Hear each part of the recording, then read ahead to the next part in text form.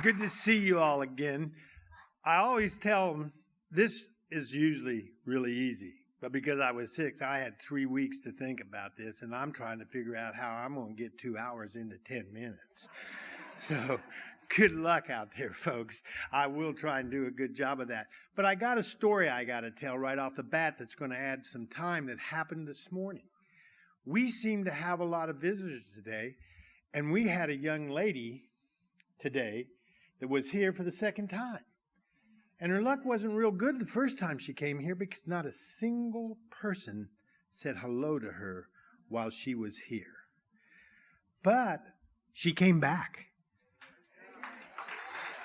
The bad thing is her luck didn't get any better because she sat down next to a guy who wouldn't shut up. So there is my story for today. So just remember that. Be careful. If you don't recognize them, don't be embarrassed to say, "Do I know you?" Because you may not. So now, to what I actually came to do.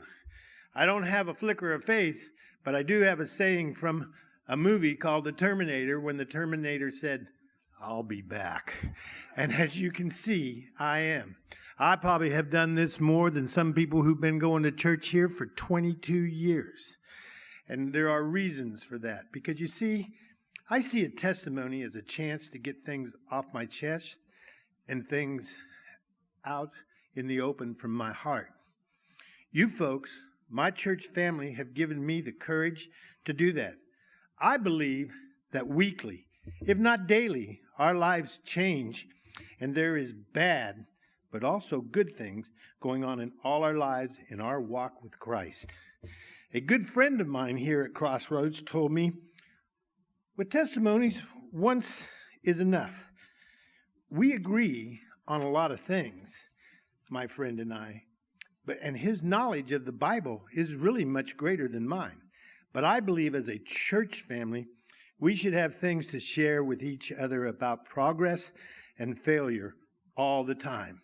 We shouldn't need videos to do that. Although, in defense of videos, listening to people from outside our church family can help us to see ourselves for where we are in our walk.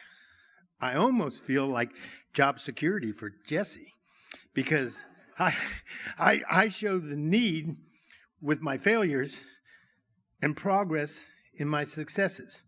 So you folks out there who haven't done this yet, get busy and look for what you can share with your family here about how God continues to shape your life. I believe it is always changing, so there's always time to do another one of these. Today I'm going to start off by praising the Lord for what He has been doing in my life. You all know I became part of an adult growth group 8 years ago when I first got here. But what you may not know is now I'm part of 2 more small groups that involve those who are the most important, not only to our church, but to our world, and that is our children. I now, at least twice a month, teach Sunday school here at our church and also attend weekly on Wednesday our new small youth group.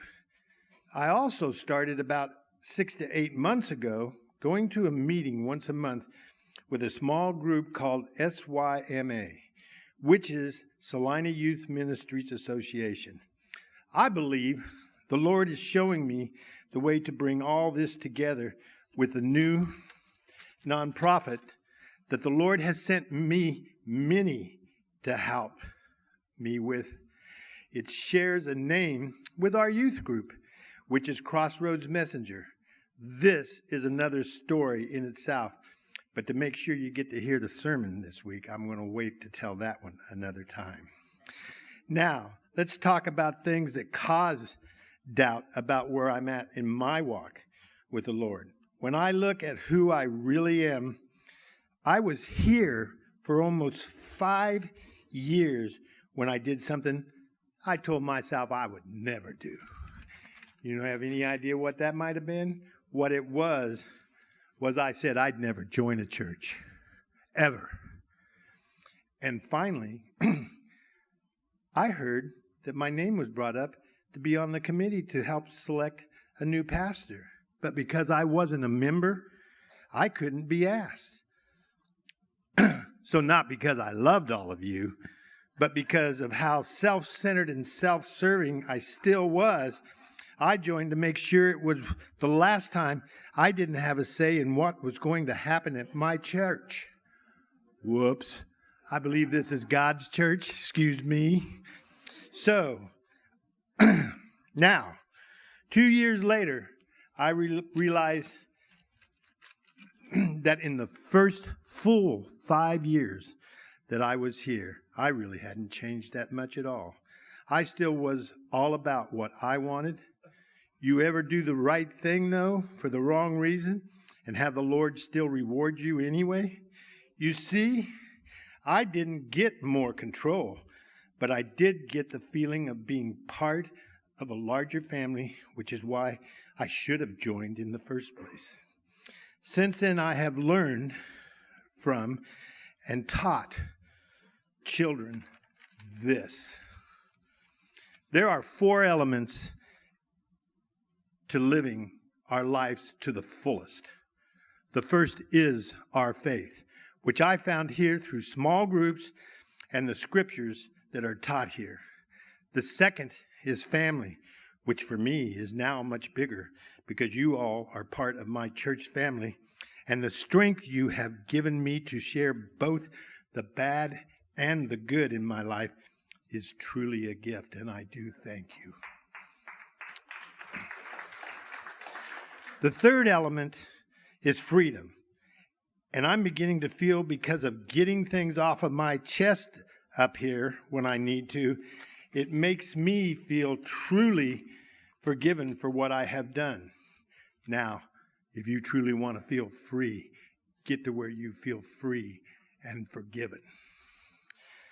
And finally, fourth is friendship, which I now have with many of you here at CrossRoads.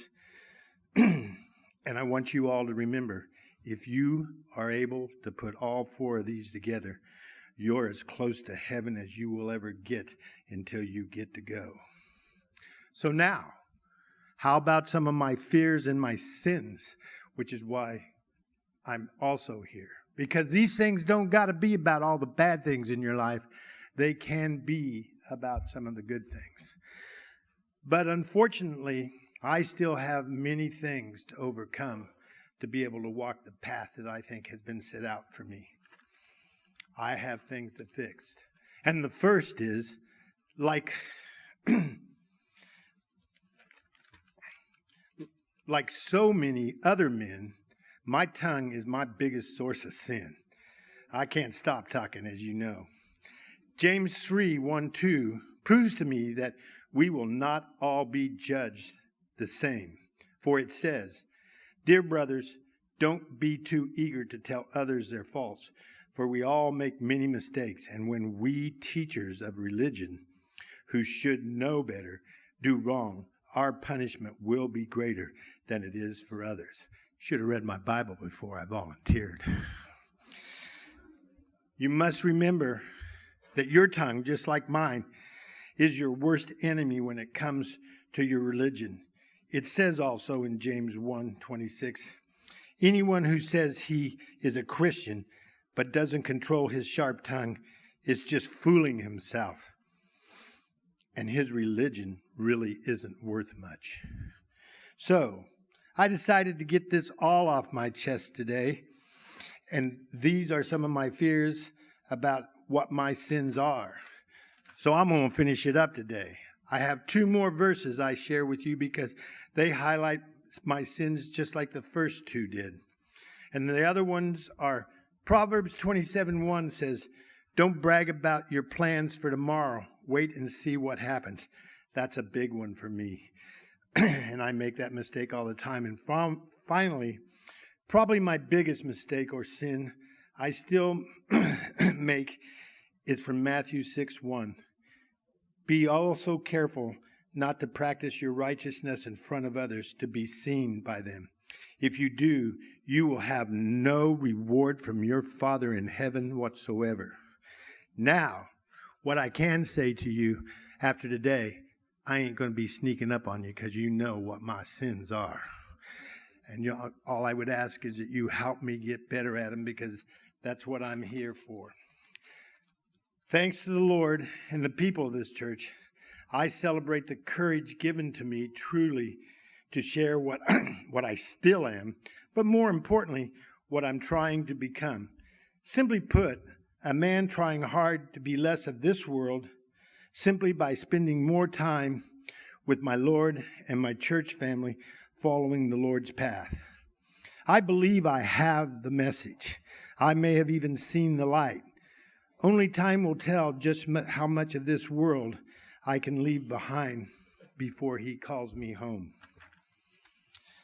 And I pray for all of you that you will all do yourself a huge favor and look hard at what you really are. The Lord will love you for that alone. Next, share it with someone. I promise you, you will feel better, and the Lord's love and forgiveness will help you become more of his world. Hey, and it don't got to be the whole church. You know, if you're more comfortable with a few people, get part of a small group. Share with them your weaknesses and your strength. It will make you a stronger person if you share that with the Lord and those around you.